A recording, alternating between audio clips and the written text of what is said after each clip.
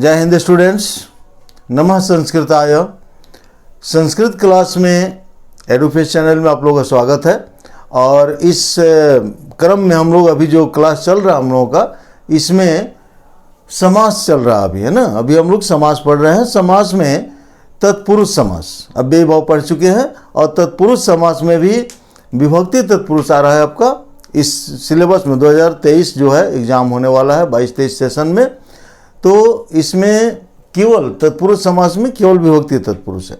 इसमें द्वितीय तत्पुरुष, तृतीय तत्पुरुष, चतुर्थी और पंचमी, इतना हम लोग कंप्लीट कर चुके हैं। यदि आप नहीं देखे होंगे तो पिछला वीडियो आप देख लीजिएगा, क्योंकि तत्पुरुष समास में देखिए अव्ययभाव समास, तत्पुरुष समास, बहुब्रीहि समास और द्वंद्व समास, चारों समासों में से 4 प्रश्न आपके आएंगे, 4 नंबर के ऑब्जेक्टिव होगा, ठीक है ना। तो कहाँ से आएगा आपको मालूम नहीं, बस इतना तो कट कर दिया है ना कि बस इतना ही में से आएगा, ठीक है। तो उसमें आप चारों को देखना जरूरी होगा, चारों समास को। और इस तत्पुरुष समास में द्वितीय, तृतीय, चतुर्थी, पंचमी, षष्ठी और सप्तमी 7 विभक्तियां हैं। 7 विभक्तियों में प्रथमा में नहीं है ना। कर्तरी प्रथमा होता है तो प्रथमा विभक्ति में समास में नहीं है, द्वितीय से स्टार्ट है आपका। तो चलिए षष्ठी विभक्ति में देख रहे हैं तत्पुरुष समास, विभक्ति केवल आएगा। और षष्ठी तत्पुरुष अभी हम लोग पढ़ने जा रहे हैं इस क्लास में, इस वीडियो में षष्ठी तत्पुरुष क्लियर करेंगे, ठीक है ना। और इस तरह से 3, 4 आपके वीडियो में टोटल समास कंप्लीट है, क्लियर है। तो षष्ठी तत्पुरुष में इसमें षष्ठी तत्पुरुष में इसमें अंतिम पद प्रधान होता है, ठीक है ना। अंतिम पद, उत्तर पद जिसको हम लोग कहते हैं, अंतिम पद प्रधान होता है, प्रधान होता है।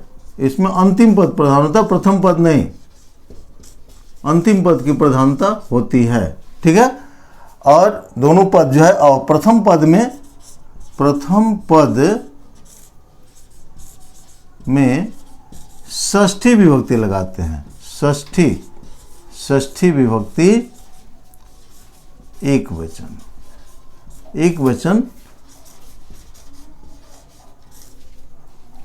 लगाते हैं, ठीक है ना। और इसकी पहचान इजी है। देखिए षष्ठी तत्पुरुष में, षष्ठी माने विभक्ति में संबंध कारक है, ठीक है ना। षष्ठी तत्पुरुष में इस संबंध कारक है, नोट कर लीजिएगा, संबंध कारक। और इस संबंध कारक का चिन्ह होता है का, के, की, रारेरी भी होता है, रारेरी इसका चिन्ह है। तो मेनली का, के, की, ये बस इसको ध्यान रखना है, ठीक है ना। ये री है, रारेरी। अगर समस्त पद में जो शब्द आपका दिया हुआ है, ठीक है, तो उसका आप विग्रह करेंगे, हिंदी में विग्रह कीजिए ना जी, कोई समझना है, एकदम इजी है हिंदी में। तो उसमें ये चिन्ह आपको मिलेगा का, के, की, समझ जाइएगा कि षष्ठी विभक्ति हमको यहाँ यूज करना है, ठीक है। जैसे ब्राह्मण, जैसे राजपुरुषः, देखिए राजपुरुषः। अब राज वाला जात समझ में नहीं आएगा क्लियर, देखिए जैसे है ये, जैसे, इसलिए कि राजन शब्द है। अब राजन शब्द का षष्ठी विभक्ति में आप जाएंगे तो क्या होता है मालूम है, राज्ञः, ठीक है। षष्ठी विभक्ति एक वचन में, राज्ञः पुरुषः, राज्ञः पुरुषः, राज्ञः पुरुषः इति नहीं भी बताया भी है पहले भी, इति अगर नहीं भी है कोई दिक्कत नहीं, इति हटा दीजिए, राज्ञः पुरुषः। ब्राह्मण पुत्रः, ये क्लियर समझ में आएगा आपका, क्योंकि बालक पर रूप चलेगा, ब्राह्मण पुत्रः। लेकिन आपको सब ध्यान रखना है, हम पहले ही बता चुके हैं कि षष्ठी विभक्ति में अकारांत में स्य होता है, आकारांत में यह होगा, ठीक है। कम से कम एक स्वरांत जो है उसका रूप आपको याद होना चाहिए। षष्ठी तत्पुरुष पढ़ रहे हैं तो षष्ठी के लिए वाच्य बताएंगे, जस्ट इसके बाद वाच्य हम लोग शुरू करेंगे। तो वाच्य में प्रथमा, द्वितीय, तृतीय, ये 3 विभक्तियां महत्वपूर्ण है ना, प्रथमा, द्वितीय, तृतीय। तो अकारांत से इसको क्लियर कर दे रहे हैं, उसके बाद बता रहे हैं आपको फिर। ब्राह्मणस्य, देखिए ब्राह्मणस्य पुत्र, समझ रहे हैं संबंध कहाँ से आ रहा है? ब्राह्मण और पुत्र के बीच में संबंध है, रिलेशन, संबंध ना, भारी चीज नहीं है, एकदम सिंपल वे में लीजिए, एकदम इजी वे में। ब्राह्मण पुत्र, हिंदी करेंगे ब्राह्मण का पुत्र। ब्राह्मण ने पुत्र तो होगा ही नहीं, ब्राह्मण से पुत्र नहीं होगा, ब्राह्मण में पुत्र भी नहीं होगा, जनरली हम लोग कहते हैं तो ब्राह्मण पुत्र। ओके, तो ब्राह्मण पुत्र मतलब ब्राह्मण का पुत्र।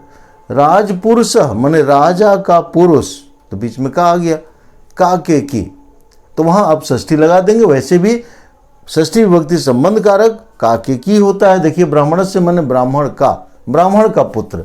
ओके, उसी तरह से राज्ञा पुरुष माने राजा का पुरुष। ओके, ठीक है।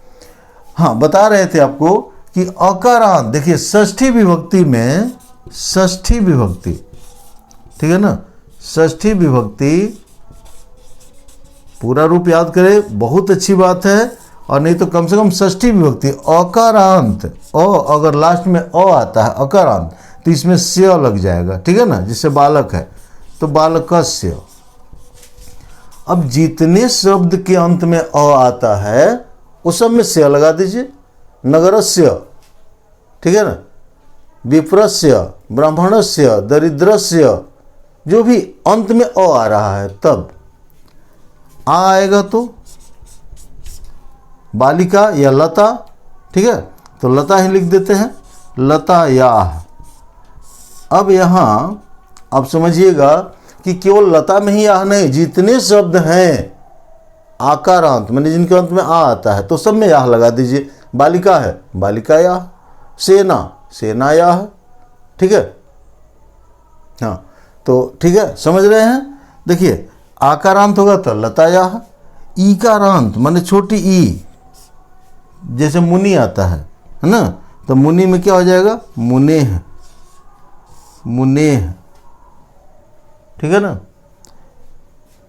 बड़ी ईकारांत में होगा उकारांत कर लीजिए, उकारांत, जैसे साधु है तो साधोह, साधोह। रीकारांत, रीकारांत, जैसे पितृ है तो पितुह, पितुह, ठीक है। फॉर एग्जाम्पल पितृगृहम, पितृगृहम, पितृगृह, ठीक है, तत्पुरुष है। समस्त पद इसका नपुंसक लिंग में नहीं होता है ना, पुल्लिंग या स्त्रीलिंग में। पितृगृह, पितृगृह क्या हो जाएगा, पितुह, पितुह गृह, ठीक है। मुनि आश्रम, मुनि आश्रम, तो मुन्याश्रम हो जाएगा, ध्यान रखिएगा। ई और ई का यह हो जाएगा, मुन्याश्रम, संधि कर लेगा तो मुन्याश्रम, मुन्याश्रम। अब इसका संधि विच्छेद करेंगे, मुनि प्लस आश्रम, ठीक है ना। ऐसा अगर शब्द आ जाता है तो संधि विच्छेद करिएगा, मुनि और प्लस आश्रम, आश्रम। संधि विच्छेद करने के बाद क्लियर हो जाएगा ये संधि युक्त है समस्त पद। और जब संधि विच्छेद करेंगे मुन्य आश्रम का तो मुनि प्लस आश्रम यण संधि है, ई का य हुआ है, मुनि में जो ई लगा है वो य हो गया है और उस य में आ मिल गया तो या हो गया, मुन्या, और न आधा हो गया, मुन्याश्रम। तो मुनि का आश्रम, मुन्याश्रम मतलब मुनि का आश्रम, क्लियर है। तो का लगाएंगे तो षष्ठी करेंगे मुनि का, तो मुनि बताया था ईकारांत का मुने है, देखिए आज छोटा है मुने, तो क्या हो जाएगा, मुने है, मुने आश्रम, आश्रम, मुने आश्रम इति मुन्याश्रम। ओके, दिख रहा है क्लियर।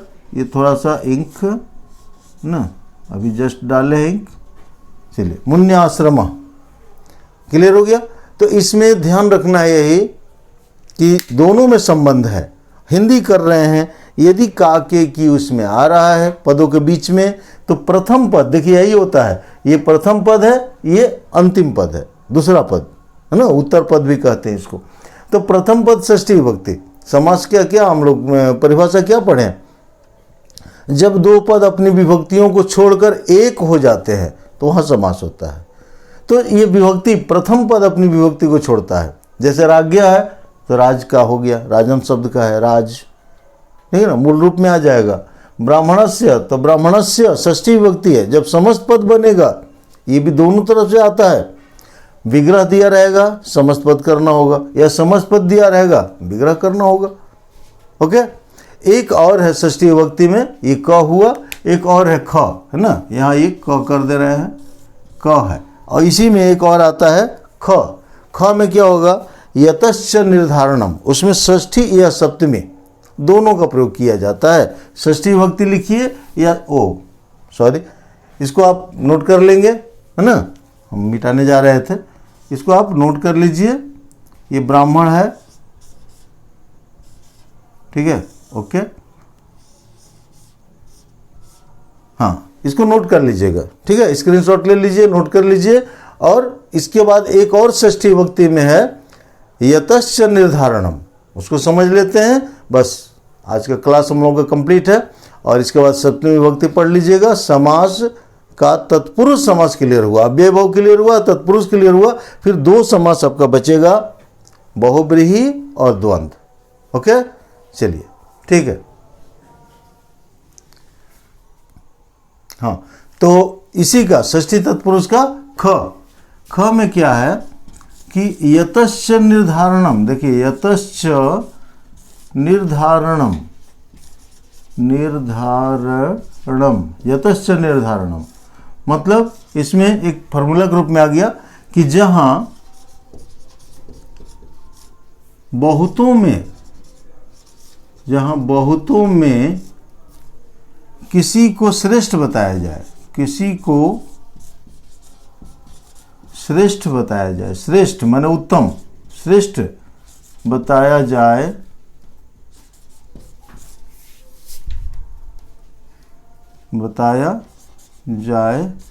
वहाँ जिसमें श्रेष्ठ बताया जाता है, जिसमें, जिसको नहीं, जिसमें ध्यान रखना है, जिसमें श्रेष्ठ बताया जाता है, श्रेष्ठ बताया जाता है, ओके, उसमें षष्ठी या सप्तमी, षष्ठी या सप्तमी दोनों में से कोई भी लगता है ना, षष्ठी या सप्तमी विभक्ति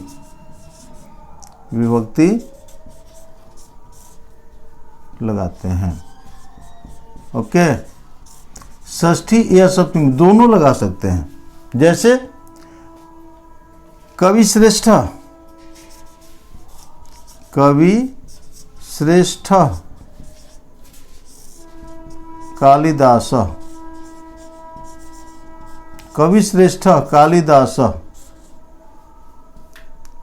वैसे हिंदी भी करेंगे तो कवि श्रेष्ठ मतलब कवियों में श्रेष्ठ में आएगा, सप्तमी आएगा, लेकिन यहाँ षष्ठी का भी प्रयोग किया जाता है। अब सप्तमी में इसको हम लोग नहीं पढ़ेंगे, षष्ठी में पढ़ ले रहे हैं, सप्तमी भी इसमें यूज होगा। तो इसमें क्या हो जाएगा, कवि नाम या कविसु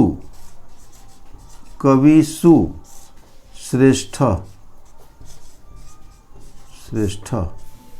कालिदास,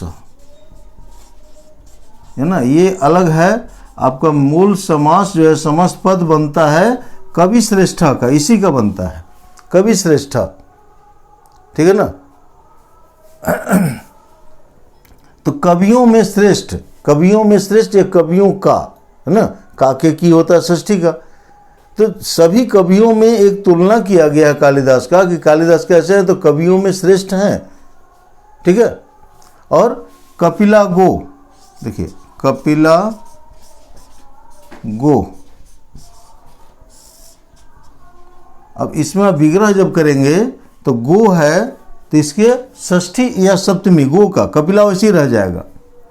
तो गवा नाम या गोसु कपिला गो, ठीक है ना। गायों में काली गाय, कपिला माने काली गाय, ये श्रेष्ठ है। तो इस तरह से हम लोग षष्ठी विभक्ति का क और ख, ठीक है ना। अब वही है, जैसे छात्रों में मोहन, तो छात्रेषु या छात्राणाम मोहन श्रेष्ठ, ठीक है। इसके लिए जो यहाँ अभी लिखे थे हम अकारांत आकारांत, उसको याद रखना जरूरी है, क्योंकि हम तभी उसका विग्रह कर पाएंगे जब हमको उस विभक्ति में कौन सा रूप होगा, कैसा रूप बनेगा, ये याद रहेगा। याद रखना जरूरी है। बालक का रूप, लता का रूप, कम से कम एकदम फास्ट याद रखिए। अब बालक का रूप का हम बता चुके हैं ट्रिक आपको, ठीक है। देखिएगा वीडियो, नहीं याद है तो हल्का सा हिंट यहाँ हम कर देंगे कि बालक के रूप के लिए एक ट्रिक बताए थे, याद है, अकारांत वाला, पूरा सातों विभक्ति। और जस्ट अभी हम बताए ना कि इसके बाद हम लोग वाच्य पढ़ने जा रहे हैं। अभी समास क्लियर करने के बाद अभी तो चलेगा आपका दो या तीन या चार कहिए, 4 वीडियो और आएगा इसमें समास में, बहुब्रीहि में आएगा एक, ठीक है। कोशिश करेंगे कि एक में हो जाए और फिर एक द्वंद्व में आएगा, तो 2 कम से कम और समास में आपका जाएगा। इसके बाद हम लोग जब वाच्य पढ़ेंगे, वॉइस वाच्य, ठीक है, कर्तृवाच्य कर्मवाच्य भाववाच्य, तो उसमें आपको विभक्ति का प्रथमा द्वितीय तृतीय, तो अभी से आप लग जाइए, ओके, कि शब्द रूप आप कंप्लीट याद कर लीजिए। बालक के लिए देखिए प्रथमा विभक्ति ऐसे शॉर्ट में लिखते रहे, प्रथमा द्वितीय तृतीय चतुर्थी पंचमी षष्ठी और सप्तमी, ये 7 को आपको याद करना है। फिर लास्ट में संबोधन होता है, संबोधन ट्रिकी वे में। अब इसमें कारक भी है उसी तरह से, कर्ता कर्म करण संप्रदान अपदान संबंध अधिकरण और संबोधन, 8 को कारक है और 7 विभक्तियां हैं। तो बालक का रूप में एक वचन का रूप पहले याद कर लीजिए, एक वचन, फिर बाद में द्विवचन कर लीजिएगा और फिर बहुवचन, 3 गो वचन है। अकारांत वाला हम केवल बता रहे हैं अभी बालक का, हालांकि ट्रिक चलेगा, लता का भी बताएंगे बाद में। बालकः एक वचन, जब एक याद हो गया आपको तो दूसरा में हो जाएगा बालकम, एगो कम हो गया, देखिए बालकम। फिर तीसरा से एक छोटी सी स्टोरी है, छोटा सा एक, ओके, तो बालकः एक हो गया, दूसरा में एक कम हो गया, एक याद हुआ तो दूसरा में वो कम हो गया बालकम। तीसरा से एक छोटी सी कहानी उठा लीजिए, बालकेन, माने देखिए यहाँ पर केन आ गया। एक लड़का केन लेके दूध लाने जाता है, रास्ते में ठोकर लगती है, सारा दूध गिर जाता है, घर आता है खाली कैन लेकर, माँ पूछती है काहे, तो हो जाएगा, जब माँ ने पूछा काहे तो हो गया बालकाय। देखिए काहे खाली कैन, तो बालकाय। डर के मारे कुछ नहीं बोलता है, माँ उसको एक हाथ देती है तो हो गया बालकात, एक हाथ बालकात। और ऐसे भी याद रखेंगे, बालकात पंचमी विभक्ति में आता है और हमारे हाथ में 5 उंगलियां हैं, याद रखने का ट्रिक है, ये सब भूलेगा नहीं। 5 उंगलियां, पंचमी विभक्ति, हाथ तो माने बालकात। तो हाथ लगता है माँ का, चूंकि दूध गिराया है, बहुत सारा नुकसान किया है ना, तो हाथ कस के लगता है ना। तो हाथ जब लगता है माँ का तो कस के लगता है, हाथ धीरे नहीं, तो बालकस्य हो जाता है। बालकस्य, कस के हाथ लगा, बालकस्य। अब जब चोट लगेगा तो बच्चा क्या करेगा, है ना, हालांकि छोटा बच्चा नहीं था, बड़ा था, तो उसने रोना शुरू किया, ए करके रोना चालू, तो ए हो गया तो बालके हो गया, ए बालके। कैन लेके गया, दूध गिर गया, माँ ने पूछा का है तो काय हुआ, एक हाथ कात हो गया, कस के लगा हाथ कस्य हो गया, और रोने लगा ए करके। इस तरह से आपका एक वचन हो गया। और लास्ट में होता है हे बालक, ये ट्रिकी वे है ना याद करने के लिए, हे बालक। इसमें लास्ट में जो होगा संबोधन में, ये ऊपर वाला ही आता है, नीचे प्रथमा एक वचन में केवल जो विसर्ग वो यहाँ नहीं लगता है। फिर यहाँ बालको हो जाएगा, द्विवचन में अब आ जाइएगा, बालको, यही 2 बार और तीसरा से बालकाभ्याम, बालकाभ्याम एकदम सिंपल है बाबू, एकदम सिंपल, बालकाभ्याम। और ये बालकाभ्याम 3 बार चलेगा। और लास्ट में बालकयोः, बालकयोः, योः, इसके लिए भी ट्रिक दे दें, 2 बार चलेगा, ये य है, य, बालकयोः। और फिर यहाँ हे बालको, हे बालको। ओके, इसके लिए ट्रिक है कि एक लड़का औ औ करके चिढ़ा रहा था, औ औ 2 बार किया, औ औ, तो चिढ़ाने की वजह से 2 बार औ औ किया, किसी को चिढ़ाएगा तो क्या करेगा, 3 बार धड़ाम धड़ाम गिर गया, धड़ाम धड़ाम धड़ाम 3 बार, भ्याम भ्याम भ्याम। और जब गिरा तो उसको चोट लगी तो वो हो करने लगा है ना, जब चोट लगेगी तो ओह ओह कितनी बार, 2 बार। ये द्विवचन भी याद हो गया, सिंपल है। बहुवचन में क्या होता है, बालकाः, बालकाः, किसी भी वचन में आएगा तो बालकाः से बालकाः हो गया है ना बहुवचन में।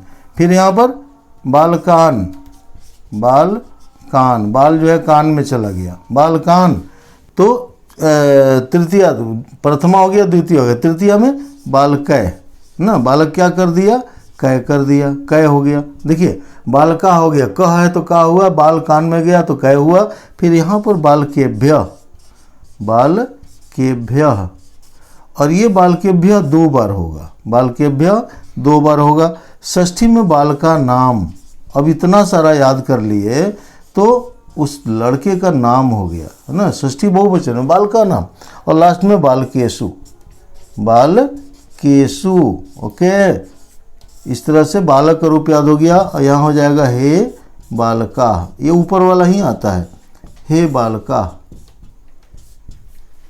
ओके स्टूडेंट्स, तो अभी बालक शब्द का रूप आपको बताया इस क्रम में, फिर बालिका का नेक्स्ट वीडियो में दे देंगे आपको हम ना। बालिका, फिर मुनि है, साधु है, जितने स्वरांत हैं उसका रूप आप याद कर लीजिएगा, 7 को हैं। ओके, चलिए तो आज इतना ही रखते हैं हम लोग, क्योंकि बढ़ते जा रहा है टाइम, तो आप देख रहे हैं बढ़ते जा रहा है। हाँ, एक चीज़ वार्निंग है कि वीडियो को जंप करके आप देखेंगे या फास्ट करके देखेंगे, जहाँ तक समझ में आएगा ठीक है, ज़्यादा फास्ट मत कीजिएगा या जंप मत कीजिएगा, फिर समझ में नहीं आएगा। ओके, और प्रयास हम लोगों का बस वही है, पहले भी हम बोल चुके हैं, आज भी बोल रहे हैं कि मन से पढ़िए, लगन से पढ़िए और अपने टारगेट को अचीव कीजिए। ओके, चलिए फिर मिलते हैं। वीडियो को लाइक, सब्सक्राइब, शेयर जरूर कीजिएगा। बार बार हम बोलते हैं कि पारिश्रमिक वही है हम लोगों का, ठीक है, फ्री ऑफ कॉस्ट आपका एजुकेशन मिल रहा है। संस्कृत वैसे भी जानते हैं ऑप्शनल है, ठीक है, और इसके लिए आप परेशान हो जाते हैं, बट यहाँ से आप अपने टॉपिक वाइज, अपने सिलेबस के अनुसार आपको टोटल पोर्शन मिलेगा, सारा चीज़ बताया जाएगा। और मन से पढ़िए, ध्यान से पढ़िए, खुश रहिए। ओके, जय हिंद, जय भारत, थैंक यू।